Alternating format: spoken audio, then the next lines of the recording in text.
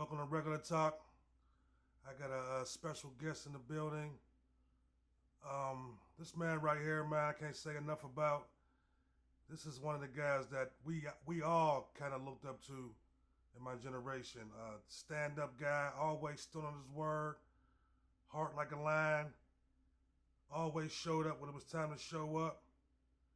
And what he transitioned to now, man, is just a phenomenal thing, man. I want to welcome Lamar in the building. How y'all doing? How y'all doing? What's going on, sir? How you feeling, man? Feeling good. I'm feeling good. All right, man. I built this platform, man, for just people like you, man. I'm fans of. I pretty much just want to go down memory lane and hear their journey, man. So I want to start with you from the beginning, man. Tell me about your childhood. Well, I grew up like a regular average kid, mother and father, and every like 3-4 times a week, my mother was taking me to church, and on Saturdays, we would go to the Carnegie Library in East Liberty, faithfully, and we read books, and just transitioning, going through regular life, Leamington, Rasenstein, Westinghouse, just growing up, you know, your average child, seeing things that, you know, that a lot of people might not get a chance to see, and it transformed me into who I am today. How was you as a student? I was a regular, 2.6. I ain't gonna say I was the smartest.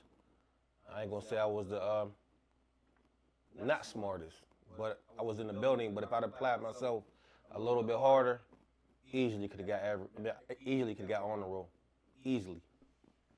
I always heard. Well, I know you're a big boxing fan though, but I always heard you was like a Golden Glove. Was that true? Younger? I wasn't really Golden Gloves. My father used to take me to the K Club on the hill. I just didn't stick around long enough to go through the transition of going through the fights and all that. But I learned a lot. Learned a lot from my father, from my family. So I was Golden Gloves, but not Golden Gloves, if that makes sense. I always think like your ninth grade years, like when your characters start building for real. So walking into Westinghouse that ninth grade year, how was that? It was, let me just say this, it was entertaining just because of my size. I was so small, but I had a good group of guys that made sure I was good from the area I'm from. You know, come from Lincoln Ave, and we always stuck together and protected each other. You come up in that banging era too. I don't want to get too like deep in that though, but how was it like seeing the banging form in the community? Well, you really didn't realize what was going on in front of you. You kind of just seen one thing and it led to something else, like as far as colors and respect and certain things in life that you seen and you might have wanted to emulate, but then years later you realize you probably should have went in a different direction. Was college ever a thought? Funny you asked that. College was a thought. Only reason I didn't go to college because I felt like I didn't have a full college scholarship, and I didn't want to get stuck with debt because Westinghouse had this program called Business and Finance, and the summertime they would take us up to Edinboro University up there in Erie, and we'd go there and stay some weeks, and we done it like three summers, and they gave you money towards your scholarship, but they wouldn't pay for the whole thing. We come from great households, man. Like I said, I know your mom, you have a great mom. Why do you think the streets are so influencing like that, how it is? Well, I think, as far as for me, when I was coming up, there wasn't no, I would say like strong mentors, meaning people that I respected and people that came through what I came through and was trying to teach me something totally different. The guys that I respected, they was moving how they moved, so I followed suit. But looking back in hindsight, I wish there was more guys out there really trying to change the youth mentality and send them in a different direction. All right, well, we could kind of fast forward through the street, but what I want to do focus on though, like you, unfortunately, you went to the feds, and you hear the stories, you hear the rumors about the gangs, and there's so many different races in there. How was your experience first walking in federal penitentiary? Well, walking in, before I got to federal penitentiary, I was down in county jail for 3 years, and I move how I move, and I stand on what I stand on. So, and I'm the smallest. I'm usually the smallest one in the building. So, you got to stand on what you stand on, and it was easy for me because I'm very respectful. And being though I'm very respectful, I try not to get disrespectful. But when someone get disrespectful, then I get disrespectful. So, I had a good encounter in incarceration. When did you know you was completely done streetwise? I knew I was completely done streetwise when the rules and the morals and the principles and the standards that I grew up on, when I seen them being violated, I knew I couldn't win. I knew I couldn't win. Well, I play a game where the streets is undefeated, and when you know the streets is undefeated, ain't no winners. So if you tell me somebody in the street that you know that won, I'm gonna tell you lying. So I knew firsthand when I was down in county jail and I was seeing these 14, 15-year-old kids on the same part as us, adults, and they facing life sentences. But we know far as being a man or being an adult is 27 years old and higher, but how they say you become an adult. And these kids were facing the same thing a lot of us was facing down there a lot of time, but at 6 o'clock, they getting sandwiches. They send up sandwiches to these kids. They sending up milk and cookies, bananas. So I knew right then and there, it's not what it's cracked up to be. These kids is lost. I want to transition to it. We ain't gonna sugarcoat now. We know you're a great chess player, man. So how did you get into chess? Well, I played chess. I played chess when I was 7 years old, and I got incarcerated when I was 30 years old. But I thought I was good, but I wasn't that good. So, being my incarceration, I played with certain guys in the federal system. They move you around. I was in like seven federal penitentiaries, and I got good like that. I got good from my losing. I lost a lot of games. But it made me that much better in chess. Let's get into GROT, man. First of all, what's the acronym of GROT? Well, GROT stands for Gamma Rays Ocean Think Tank. How did you think of that? I just wanted to try to find some way to take these mental chains off of our children. And when I say that is, by us keep screaming out rules, a lot of times kids are afraid to do certain things because of these mental chains. We don't realize them. We're handicapping them future. So Gamma Rays stands for, that's the highest frequency known to man on Earth. Gamma Rays. And if y'all familiar with the Incredible Hulk and David Banner was a scientist, and he got hit with a gamma ray and turned to the Incredible Hulk. And the ocean is limitless. The ocean got so many treasures that we will never, ever be able to figure out in a think tank. So, program is not no do as I say, or do as I do, and all that. It's just we sit there and think and politic and figure things out. That's why I named it Gamma Rays Ocean Think Tank. And why chess in Spanish? Well, chess it's a complex game, but it might seem simple, but it's very, very complex. Everything that I do is done through the principles of chess. If I'm gonna make a decision, I'm gonna speak. Whatever I'm gonna do in life, I'm gonna incorporate chess, the analytical aspect of it, and the life skills of it. It can go in so many different directions, but chess is more than just moving pieces. It's a way of life. Do you plan on expanding more classroom activities, or you gonna pretty much just stick to Spanish and chess? Well, and the reason, far as let's back up a little bit, far as the Spanish aspect, the questions you asked me, Spanish is just so important right now, especially what's going on in the politics.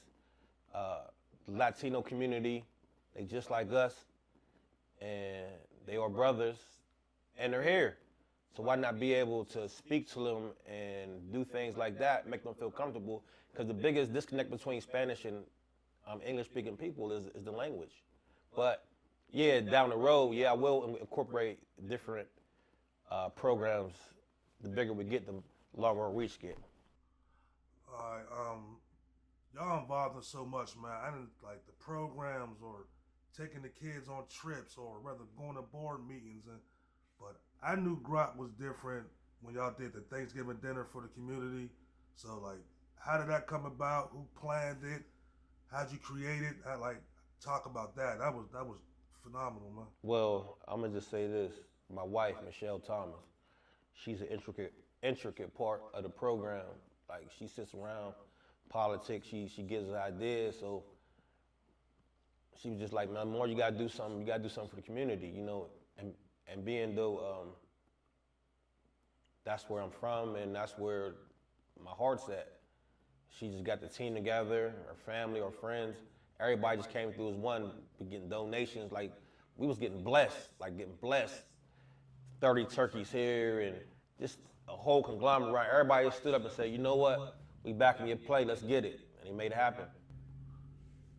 Sometimes, do you get frustrated with the community or with like your quote unquote politicians? Not really, because it's like this: when your heart's pure, you're doing it out of kindness of your heart, and you just like, the biggest thing is I believe in God, and I know God gonna see a way, so I can't put my faith in man, because he'll fail you every time. So politicians, anybody else in the community, because they don't really understand. They understand what they know.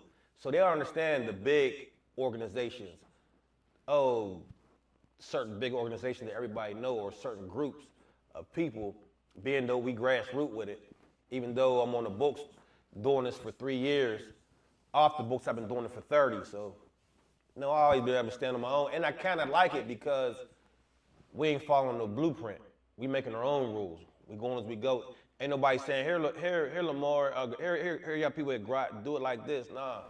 So they're not opening the door for us. So we found our own way. And it's working kind of good. You briefly spoke on your wife, her importance to Grok. Speak on her importance to you, though. Well, my wife, to me, she's another reason why I came home and I stayed on the straight and narrow, because, you know, she supported me.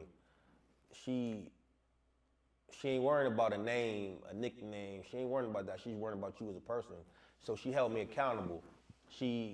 Well, Lamar, you said you're going to do this. Lamar, you said you ain't going to do that. And had to walk it like a talkie. So my family and my wife, Michelle Thomas, I'm telling you, I couldn't have done it without her or my family.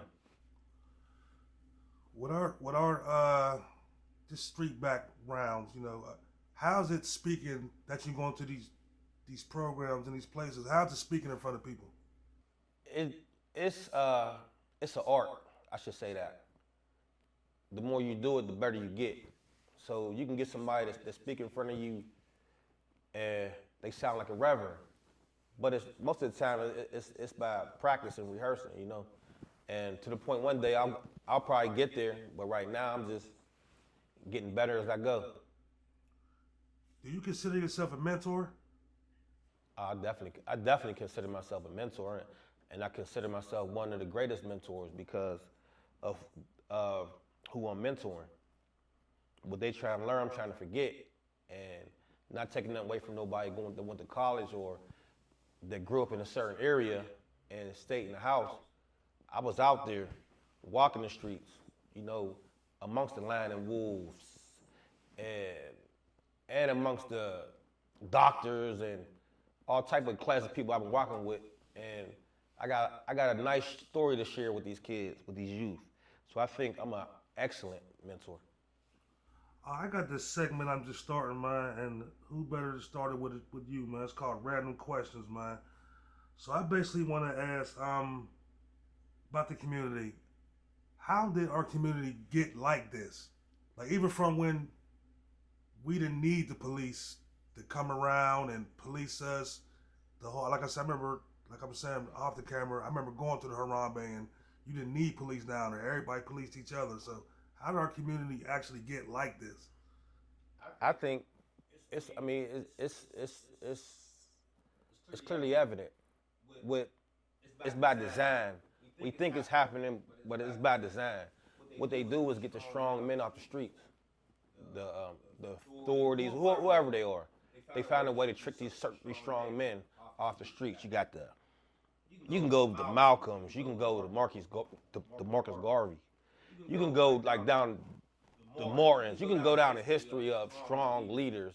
And if you do your research, COINTELPRO had a program called, what they was trying to do was neutralize the Black Messiah. So, and the reason that is because they know a strong leader can lead the sheep, lead the flock. How's it seeing your mom and Miss Pat like at your events? You know what? It's funny because when I was in the streets, my mom she would catch the bus and she'd get off Lincoln. They'd be like, "Here come your mom," and I'd be running and trying to hide because my mom she instilled so much into me. Like I don't know too many people that read 3 or 4 books a week, and she tried her best with me. My family did, my father did, but I just didn't have that strong mentor. And what I mean by that is I didn't have that strong person from the community who I catalyzed saying, "Listen, Lamar, go this route. Listen, Lamar, don't do this." I didn't have that. And Miss Pat, Miss Pat, she's like the godmother of it all in my eyes, like far as the street politics, especially at Lincoln. Whatever was going on, bombs, grenades, whatever's dropping in the streets, Miss Pat, she's walking through the streets, giving out, donating, doing the best she could. So it feels good to come home and see us winning as a team, doing it together. Let's have another question. I asked you this when we was off camera. Every community is entitled to a certain amount of funding, correct? Correct.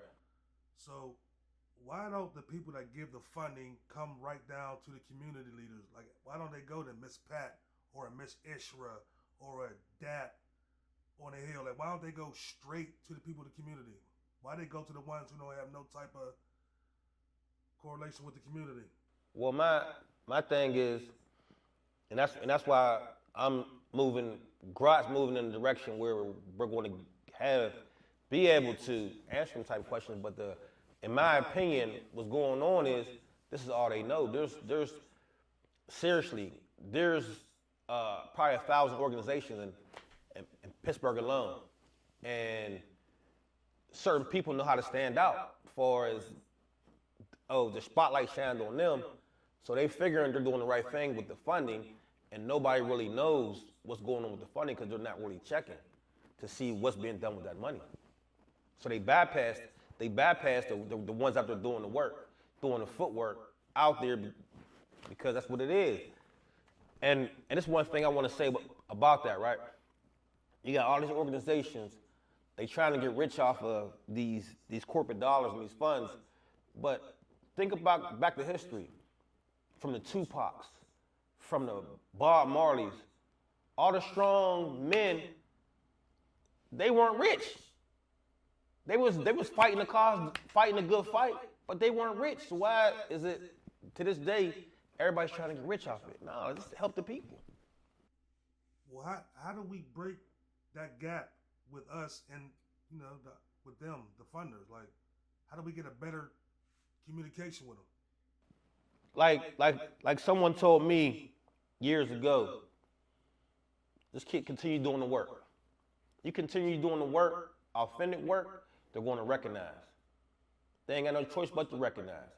If this certain area is certain things is going on year round.